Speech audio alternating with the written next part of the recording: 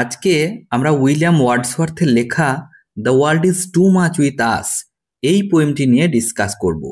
William Wordsworth 7 April 1770-তে জন্মগ্রহণ করেন এবং 23 এপ্রিল 1850-তে এই পৃথিবী ছেড়ে চলে যান।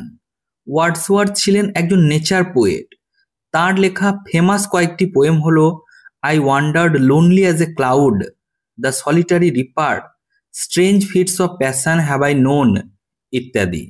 আজকে আমরা তার লেখা এইরকমই একটি ফেমাস পোয়েম নিয়ে ডিসকাস করব এবং সেটার নাম হলো the world is too much with us. এই পোয়েমটিতে ওয়ার্ডসওয়ার্থ এই পৃথিবীর মানুষদের ক্রিটিসাইজ করেছেন এই কারণে যে তারা পার্থিব সুখ সমৃদ্ধির দিকে এত বেশি ব্যস্ত হয়ে পড়েছে যে তাদের প্রকৃতির দিকে তাকানোর সময় নেই। এই কবিতাটি 1802 সালে লেখা হয় কিন্তু পাবলিশ করা হয় 1807 সালে। এটি একটি পেত্রার্কান সনেট, অর্থাৎ এর 14টি লাইন অক্টেভ ও সিস্টেটে বিভক্ত। অক্টেভে রয়েছে 8টি লাইন এবং সিস্টেটে রয়েছে 6টি লাইন। কবিতাটি আয়াম্বিক পেন্টামিটারে লেখা। কবিতাটির রাইম স্কিম হলো A B B A B B A CD CD CD. এবার আমরা পোয়েমটির লাইন বাই লাইন ডিসকাশন শুরু করব। The world is too much with us. আমাদের জীবনে এই মেটেরিয়ালিস্টিক ওয়ার্ল্ডের প্রভাব অত্যন্ত বেশি হয়ে পড়েছে। মেটেরিয়ালিস্টিক ওয়ার্ল্ড বা বস্তুবাদী বিশ্ব কাকে বলা হচ্ছে? টাকা পয়সা, ভোগ বিলাস, গাড়ি বাড়ি, দামি আসবাবপত্র, শারীরিক আরাম, এই সমস্ত জিনিসকেই একত্র করে ওয়ার্ল্ড বা মেটেরিয়ালিস্টিক ওয়ার্ল্ড বলা হচ্ছে। অন্যভাবে বলা যায় শহরের জীবন, কাজের চাপ, অজস্র আর্থিক বাধ্যবাধকতা, এই সব কিছু মিলেই হলো আমাদের ওয়ার্ল্ড বা বস্তুবাদী জগৎ, যেটা আমাদের জীবনকে এমন তীব্রভাবে নিয়ন্ত্রণ করে যা আমাদের স্বাস্থ্যের জন্য অত্যন্ত ক্ষতিকর। লেট অ্যান্ড সুন, সব সময় এক জিনিস থেকে আরেক জিনিসে আমরা ছুটেই চলেছি। একটা জিনিসের উপরে আমাদের মন কখনো টিকে থাকে না। গেটিং অ্যান্ড স্পেন্ডিং, টাকা কামাতে এবং সেই টাকা খরচ করতেই আমরা লেগে থাকি।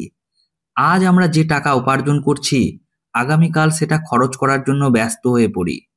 আশেপাশের প্রকৃতিতে আমাদের কোনো নজর থাকে না। উই লে ওয়েস্ট আওয়ার পাওয়ার্স, আর এটাতেই আমরা আমাদের সব শক্তি খরচ করে ফেলি। অর্থাৎ টাকা কামানো এবং টাকা ওড়ানো, এই দুটো জিনিসেই আমরা আমাদের বেশিরভাগ জীবন নষ্ট করে ফেলি। Little we see in nature that is ours, প্রকৃতির সঙ্গে একাত্ম হওয়ার যে ক্ষমতা সেটা আমরা হারিয়ে ফেলেছি। আর এর ফলে প্রকৃতির কোনো জিনিসই আমাদের নিজের বলে মনে হয় না। প্রকৃতিকে আমরা খুব নগণ্য হিসেবে দেখতে শুরু করেছি। আমাদের মনে হয় প্রকৃতি আমাদের কিছুই দিতে পারে না। We have given hour hertz away A sordid বুন, আমরা আমাদের হৃদয়ের সমস্ত আবেগ অনুভূতি বিক্রি করে দিয়েছি। বিক্রি করে কি পেয়েছি? পেয়েছি এই জড়জগতের নিকৃষ্ট জঘন্য আশীর্বাদ। This sea that bears her bosom to the moon, কিন্তু এখনো সমুদ্রের বুকে চাঁদের আলো প্রতিফলিত হচ্ছে এবং অপার্থিব সুন্দর একটা পরিবেশ সৃষ্টি করছে।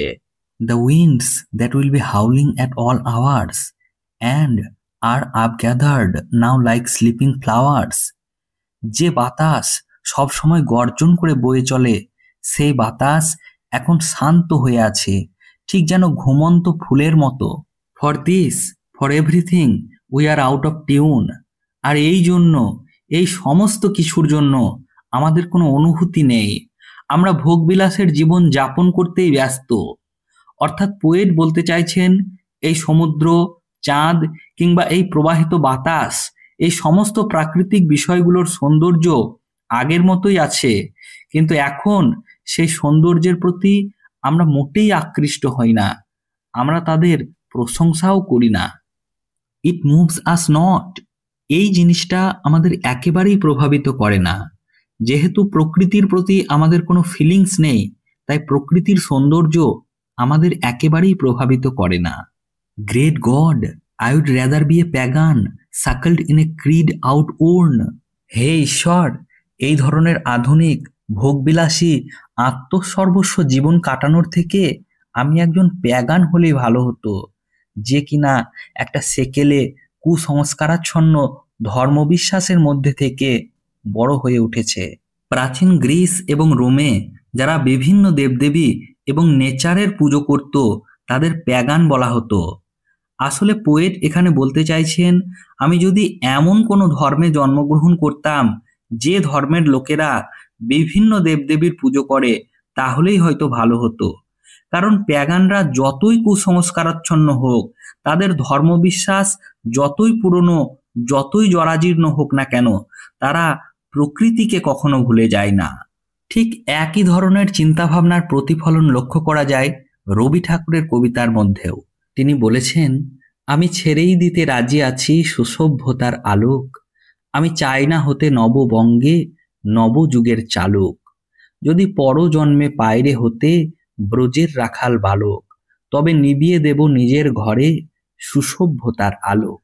অর্থাৎ আমরা দেখতে পাচ্ছি উইলিয়াম ওয়ার্ডসওয়ার্থ যেমন আধুনিক ভোগবিলাসী জীবন ত্যাগ করে একজন প্যাগান হতে চেয়েছিলেন, ঠিক তেমনি রবি ঠাকুরও সুসভ্য সমাজ ত্যাগ করে ব্রজের রাখাল বালক হতে চেয়েছিলেন। রবি ঠাকুর এবং ওয়ার্ডসওয়ার্থের জীবন দর্শনের কি আশ্চর্য মিল, ভাবলে অবাক হতে হয়। এরপর পোয়েট বলছেন, so might I standing on this pleasant lea, সেই রকমটা হলে, অর্থাৎ আমি প্যাগান হয়ে জন্মগ্রহণ করলে এই বিস্তীর্ণ মনোরম ঘাসের জমিতে দাঁড়িয়ে থাকতে পারতাম। Have glimpses that would make me less forlorn, তাহলে হয়তো আমার চোখের সামনে ক্ষণিকের জন্য যে প্রাকৃতিক দৃশ্য দেখতে পেতাম, তাতে আমার হৃদয়টা শান্ত হতো, আমার নিজেকে পরিত্যক্ত বলে মনে হতো না।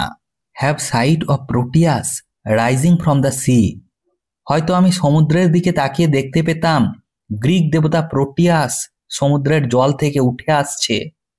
প্রোটিয়াস হলো গ্রিকদের সমুদ্রের একজন দেবতা, সে তার ভবিষ্যৎবাণীর জন্য বিখ্যাত। Or hear old Triton blow his wreathed horn, অথবা হয়তো এমনটাও হতে পারত যে আমি শুনতে পেলাম গ্রিক দেবতা বৃদ্ধ ট্রাইটন তার কুণ্ডলি পাকানো শিঙা বা শঙ্খ বাজাচ্ছে। ট্রাইটনও গ্রিকদের একজন সমুদ্রের দেবতা, তার কোমরের উপরের অংশটা মানুষের মতো এবং কোমরের নিচের অংশটা মাছের মতো। সে তার শিঙা বাজিয়ে সমুদ্রের ঢেউকে নিয়ন্ত্রণ করতে পারত। অর্থাৎ পোয়েট এখানে বলতে চাইছেন, আমরা যদি প্রকৃতির দিকে নজর দিতাম তাহলে হয়তো স্বর্গীয় শঙ্খের শব্দও শুনতে পেতাম, অর্থাৎ মনের মধ্যে স্বর্গীয় অনুভূতি লাভ করতাম।